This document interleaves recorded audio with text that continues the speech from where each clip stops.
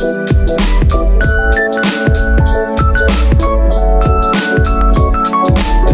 semuanya, Assalamualaikum warahmatullahi wabarakatuh. Gimana nih kabarnya teman-teman semua? Semoga dalam keadaan sehat selalu ya.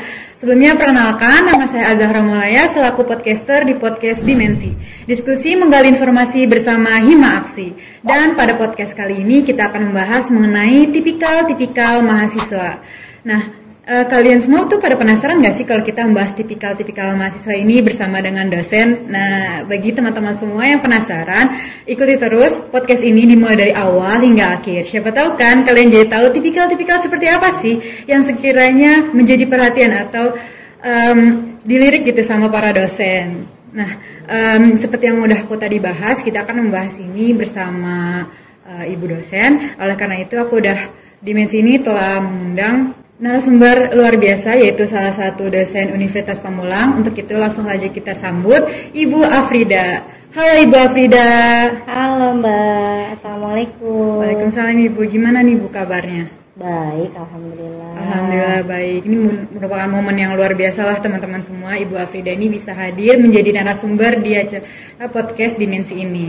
Oke, sebelum kita lanjut nih Bu mengenai tipikal-tipikal mahasiswa, boleh dong Bu sapa-sapa nih para teman-teman Dimensi sekaligus memperkenalkan diri Ibu Afrida kepada teman-teman Dimensi.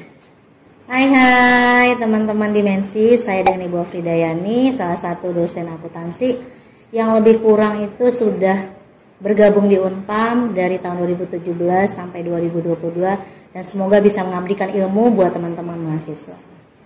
Baik, berarti ini kita sesuai banget nih. Ibu kan sudah mengajar kurang lebih tadi sekitar 5 tahun juga ya Bu. Ibu juga mengajar reguler A, B, dan juga saya pastinya sudah bertemu banyak banget nih sama tipikal-tipikal mahasiswa. Nah, kalau dari menurut Ibu, apa sih arti penting dari mahasiswa itu? Kalau bagi saya, mahasiswa itu hal yang terpenting ya, dan menjadi salah satu latar belakang saya itu mengajar, karena saya berpikir pendidikan itu sebagai ranah, apalagi mahasiswa. Seorang intelektual, akademisi yang harus mampu merubah perubahan, adaptasi, peradaban itu harus dirubah oleh namanya mahasiswa. Bergelar mahasiswa pasti memiliki pemikiran yang sangat luar biasa. Berpikir lebih ke depan dan bisa merubah dari hal yang biasa menjadi hal yang luar biasa. Baik, berartinya pasti kayak ada mahasiswa, pasti juga ada dosen, ibarat kata ada murid, juga ada guru. Berarti kan aslinya ada keterkaitan antara dosen dan juga mahasiswa. Kalau menurut Ibu keterkaitan itu seperti apa sih antara dosen dan mahasiswa? Keterkaitan antara dosen dan mahasiswa itu seperti gula dan semut ya. Wah. Kenapa saya seperti itu bilang?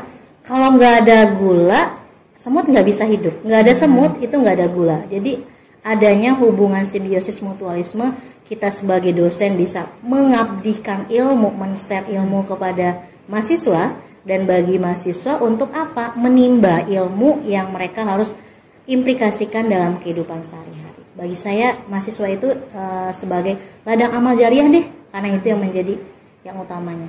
Betul. Lagian juga seperti yang kita tahu, mahasiswa juga butuh sosok dosen ataupun mungkin seperti pembimbing ya Bu, supaya apa yang kita pelajari itu tidak kayak sesat lah istilahnya, betul kan ya Bu? Nah, terkait tentang keterkaitan antara dosen dan mahasiswa, apakah dosen dan mahasiswa itu perlu komunikasi yang intens nggak sih Bu untuk menjalin proses pembelajaran yang lebih baik? Komunikasi intens antara mahasiswa dan dosen itu sangat perlu. Karena kita sebagai dosen nggak mengenal mahasiswa kalau tidak bisa berkomunikasi. Contoh nih, Mbak Zahro kan dulu pernah saya ajar di semester 2 di mata kuliah kewirausahaan. Dengan adanya komunikasi, saya bisa, oh ini kan dulu mahasiswa yang pernah saya ajar, dia bersikap baik, nanti semoga kedepannya itu bisa lulus tepat waktu dan bisa menjadi orang yang sukses. Itulah bagi saya memang harus ada komunikasi yang apik antara dosen maupun mahasiswa. Dan salah satu yang bisa menjadi kuncinya, mahasiswa itu harus bersikap baik, berakhlak. Kenapa? Tadi judul mahasiswa itu adalah seorang maha yang memiliki kedudukan lebih tinggi dibandingkan seorang siswa. Baik, berarti pastinya komunikasi itu penting dong dalam menjalin suatu hubungan, gak hanya hubungan antara dosen dan juga mahasiswa, tapi hubungan manusia sebagai makhluk bersosialisasi. Nah, kalau begitu, tadi kan Ibu membahas mengenai kita butuh proses dalam mengenali. Nah, kalau dari Ibu itu seberapa pentingkah mengenali dari tipe-tipe setiap individu mahasiswa itu, Bu? Kalau saya di kelas, baik online maupun offline, kita akan mengenal nih antara satu mahasiswa, tipe mahasiswa dengan mahasiswa yang lain.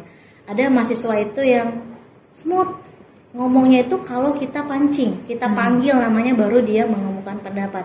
Tapi sekarang mahasiswa itu harus mampu meng-up dirinya sendiri. Supaya apa? Bisa mengetahui kalau dia itu mempunyai talenta dan kelebihan. Kalau mahasiswa itu tidak mampu mengeluarkan pendapat, bagaimana dosen itu harus paham nih, oh ternyata Mbak Zahro itu orangnya pinter loh, cuma tidak mampu mengeluarkan pendapat.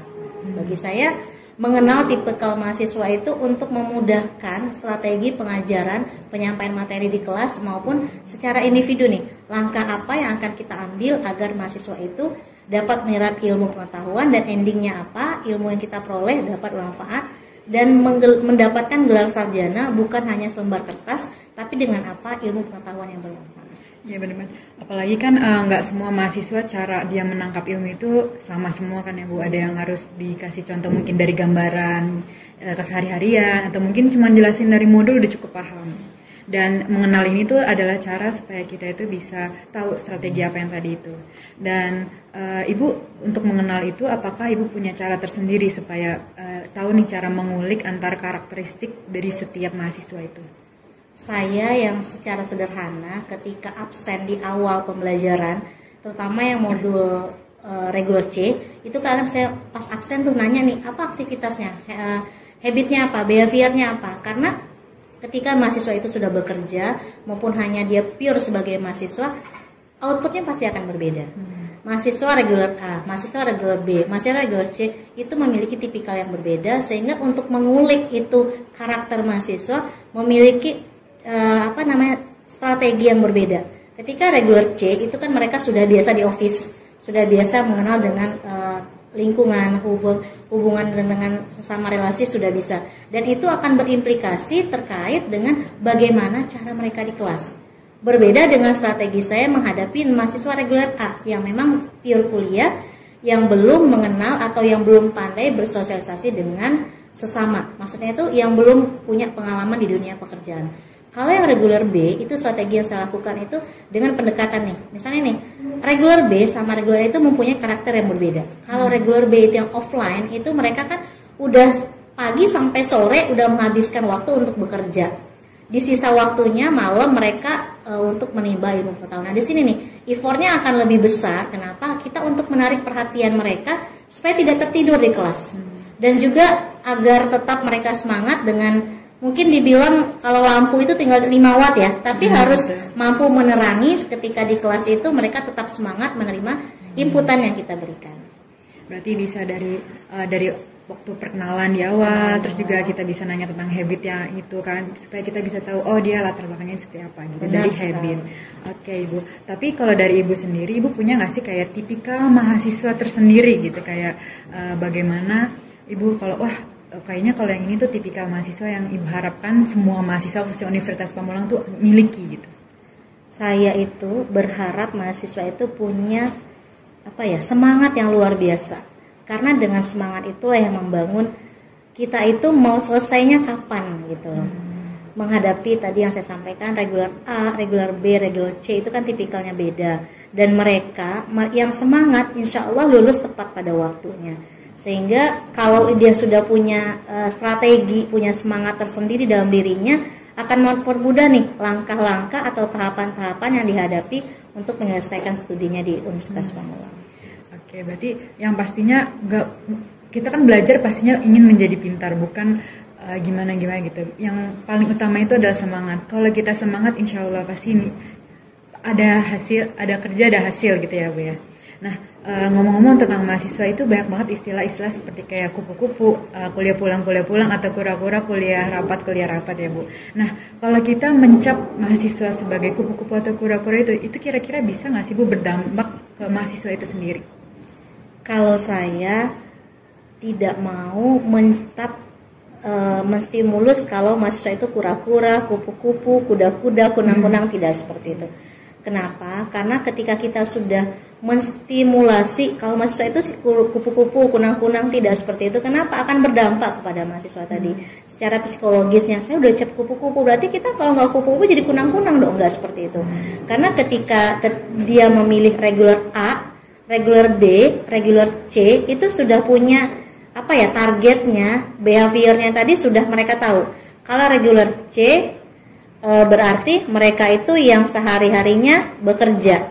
Nah, sehingga kalau sehari-harinya bekerja Senin sampai Jumat tidak bisa untuk melakukan aktivitas lain di kampus karena memang fokusnya itu di kampus hari Sabtu saja.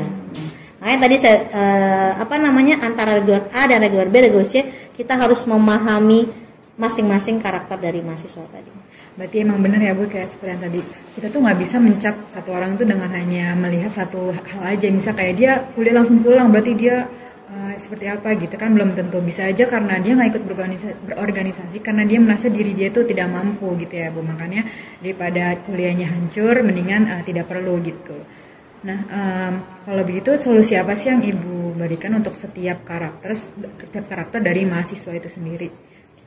Saya solusi kan karakter mahasiswa beda-beda ya, melalui pendekatan yang berbeda. Nah, contohnya nih, ketika menghadapi mahasiswa yang udah semester lanjut, nah caranya dengan melalui sentuhan, kamu mau kuliah, kalau memang sudah tidak mau untuk wisuda nggak masalah, tapi ingat ada orang di belakang kamu, di sekeliling kamu yang membutuhkan selembar ijazah atau selembar undangan wisuda tersebut. Jadi melalui pendekatan yang berbeda, melalui tiap semester itu pasti beda pola pikir, secara umurnya juga beda, secara pekerjaan juga beda, sehingga pendekatan yang kita lakukan itu kalau saya lebih dari hati ke hati, dalam tanda kutip, tahu nih latar belakangnya apa.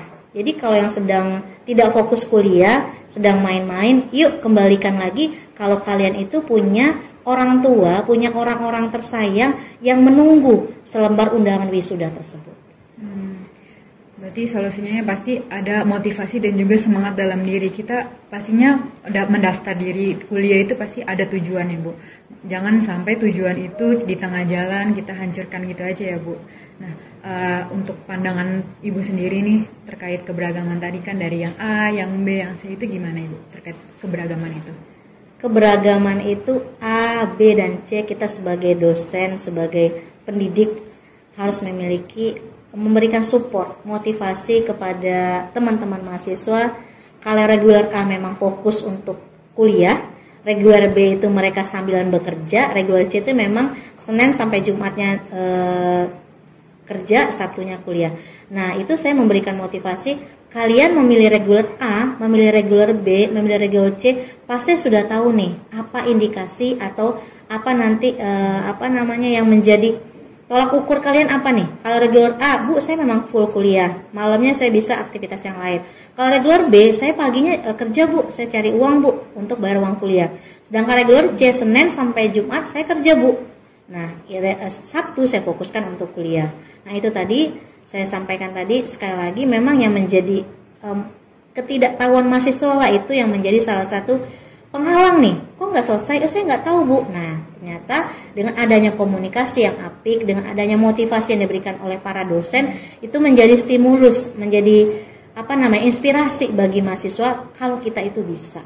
Mungkin kalau misalkan dari mahasiswa semua nih yang mungkin sekiranya punya produk ya Bu, tapi dia bingung, dia nggak punya informasi nih, mungkin Ibu boleh dong memberikan sedikit arahan, bolehkah kamu kesini dulu atau gimana, itu kira-kira gimana?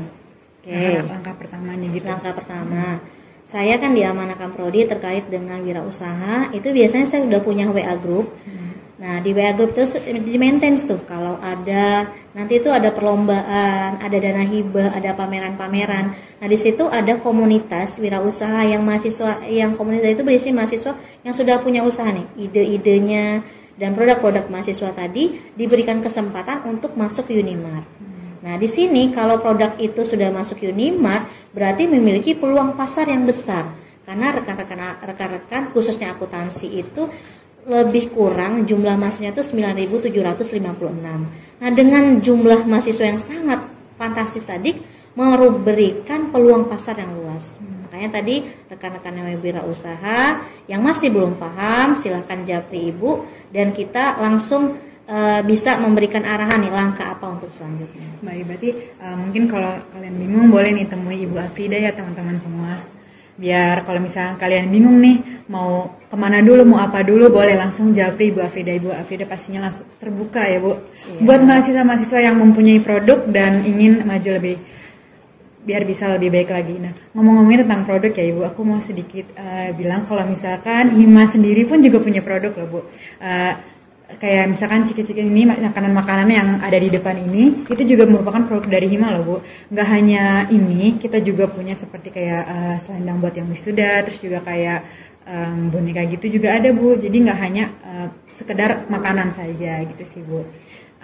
Terkait dengan makanan-makanan itu. Jadi apabila mahasiswa-mahasiswa ini, teman-teman semua punya produk, terus juga bingung nih bagaimana cara promosinya, bisa aja langsung hubungi Ibu Afrida, mungkin bisa dibantu mengenai tentang bisa masuk produk itu ke Unimart, atau mungkin mau dilombakan ya Ibu, apalagi kalau dilombakan itu ada bantuan dana seperti modal ya Bu ya. Betul.